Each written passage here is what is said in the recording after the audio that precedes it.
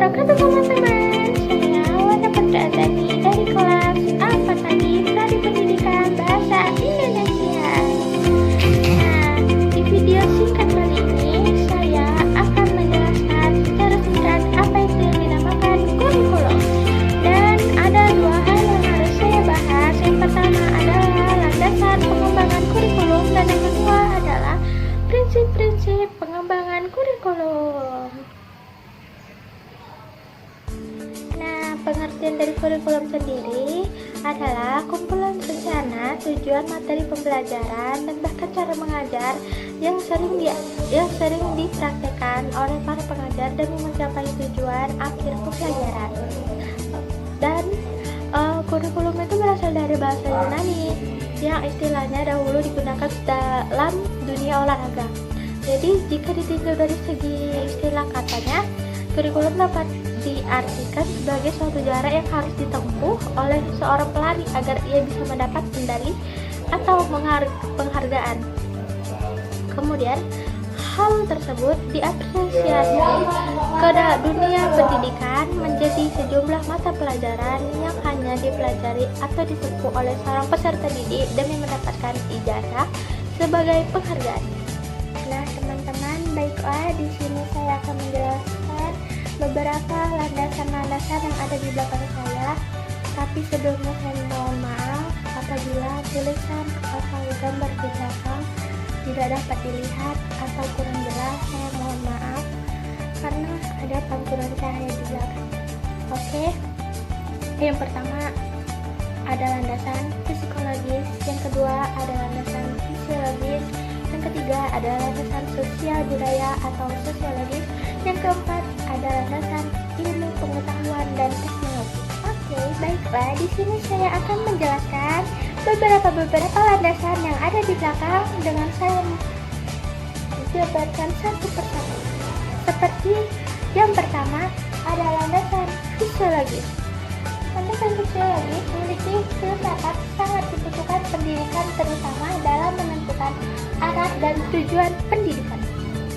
Filsafat akan menentukan arah kemana peserta didik yang dibawa. Untuk itu harus ada kejelasan tentang pandangan hidup manusia atau tentang hidup dan estimasinya. Dan yang kedua ada landasan psikologis. Perkembangan kurikulum harus dilandasi oleh asumsi-asumsi berasal dari psikologi yang meliputi kajian tentang bagaimana perkembangan peserta didik serta bagaimana peserta didik belajar. Oke, kondisi fisiologis adalah kondisi karakter. Psikologis manusia sebagai individu yang merupakan dalam berbagai bentuk perilaku dalam interaksi di lingkungan. Jadi, lingkungan sangat mempengaruhi perkembangan pada pendidikan atau cara belajar kita. Oke, yang ketiga ada landasan sosial budaya atau landasan sosiologis. Kebudayaan merupakan bagian yang penting dalam pengembangan kurikulum dengan pertimbangan.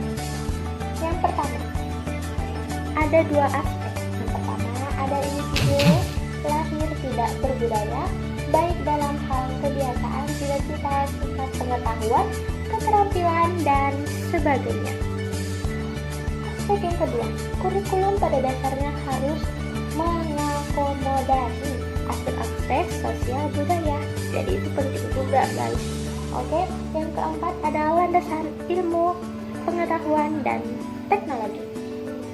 Pengembangan ilmu pengetahuan dan teknologi secara langsung berkesimpulan terhadap pengembangan kurikulum yang di dalamnya mencakup pengembangan isi dan materi. Oke, pendidikan sebagai penggunaan strategi dan media pengajaran serta menggunakan sistem evaluasi. Jadi, dari kesimpulan landasan-landasan ini, betapa pentingnya kurikulum bagi pendidikan karena dapat membantu pencapaian siswa, pencapaian kinerja dalam proses belajar mengajar. Nah guys, jadi itulah pengertian singkat dari keempat landasan pada kurikulum. Nah teman-teman, sekarang kita memasuki prinsip-prinsip pengembangan kurikulum. Ada 5. Yang pertama, ada prinsip relevansi. Yang kedua, ada prinsip fleksibilitas. Yang ketiga, ada prinsip kontinuitas. Yang keempat, ada prinsip efisiensi. Yang kelima, ada prinsip efektivitas. Oke, yang pertama itu akan kita jelaskan, yaitu relevansi. Relevansi memiliki makna sesuai atau relasi. Jika mengacu pada prinsip relevansi, setidaknya kurikulum harus memperhatikan aspek internal dan aspek eksternal, yaitu ada 2. Aspek internal,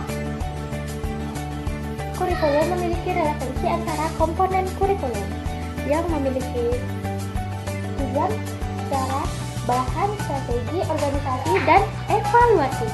Beda dengan prinsip eksternal. Secara eksternal pula, ada komponen itu memiliki relevansi dengan tuntutan sains dan teknologi atau relevansi etis teknologi, tuntutan dan potensi siswa atau relevansi psikologis, serta tuntutan dan kebutuhan pengembangan masyarakat atau relevansi sosiologis. Yang kedua, ada prinsip fleksibilitas.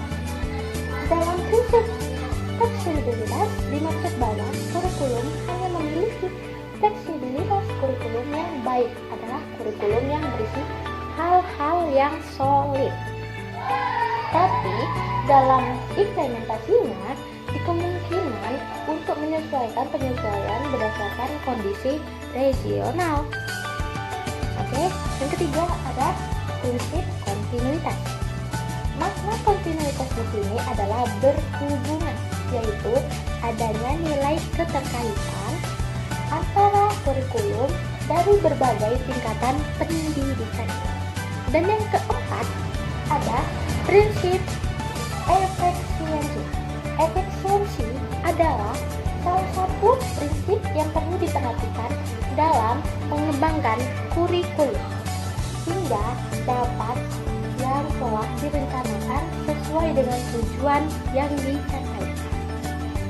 Dan yang terakhir, kelima, prinsip efektivitas adalah sejauh mana rencana program pembelajaran dicapai atau diimplementasikan.